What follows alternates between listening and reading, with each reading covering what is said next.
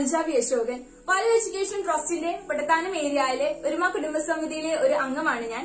ഞങ്ങളുടെ വരുമാനം എന്ന് പറയുമ്പോൾ അച്ഛന് പലചരക്ക് കടയിൽ നിന്ന് ലഭിക്കുന്നതാണ്. അതോടൊപ്പം ഞങ്ങൾ വീട്ടില് ആടിനെയും പശുവിനെയും ഒക്കെ വളർത്തുന്നുണ്ട്. ഒരുപക്ഷെ അതുകൊണ്ടായിരിക്കാം എനിക്ക് പണ്ട് മുതൽക്കേ ഒരു വെറ്റിനറി ഡോക്ടർ ആകണമെന്നാണ് ആഗ്രഹം.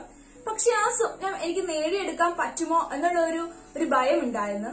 അപ്പോഴാണ് സിജിയുമായി ബന്ധപ്പെട്ട് വാല്യൂ എഡ്യൂക്കേഷൻ ട്രസ്റ്റ് ഞങ്ങൾക്കായി ഒരു സൈക്കോമെട്രിക് ടെസ്റ്റ് നടത്താൻ തീരുമാനിക്കുകയും അതിലേക്ക് എന്നെ തിരഞ്ഞെടുക്കുകയും ചെയ്തത്.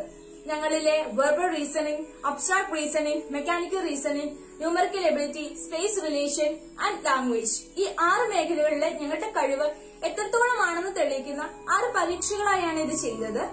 ഞാൻ ആദ്യമായിട്ടാണ് ഇത്തരത്തിലൊരു പരീക്ഷ എഴുതിയത്. തുടർന്ന് വന്ന കൌൺസിലിംഗ് സെക്ഷനിൽ എനിക്ക് ന്യൂമറിക്കൽ എബിലിറ്റിയിലും അതുപോലെ തന്നെ അബ്സ്ട്രാക്ട് റീസണിംഗിലുമാണ് കഴിവ് കൂടുതലുള്ളതെന്ന് കൌൺസിലിംഗ് ചെയ്ത സാർ പറഞ്ഞു തരികയുണ്ടായി.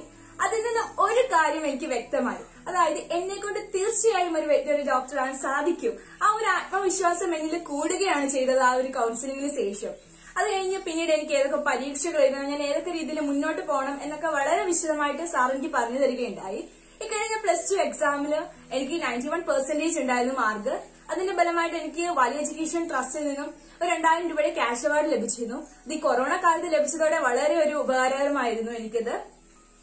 ഈ നീറ്റ് എക്സാമിൽ ഞാൻ അപ്പിയർ ചെയ്തിരുന്നു. കീമിന്റെ കാറ്റഗറി ലിസ്റ്റിലെ റാങ്ക് വന്നപ്പോൾ എനിക്ക് 6060 ഉണ്ട് റാങ്ക്.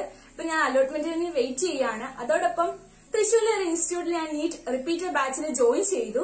അതിന്റെ ഫീസൊക്കെ നമ്മൾ അടച്ചത് ലോണൊക്കെ എടുത്തിട്ടാണിത്.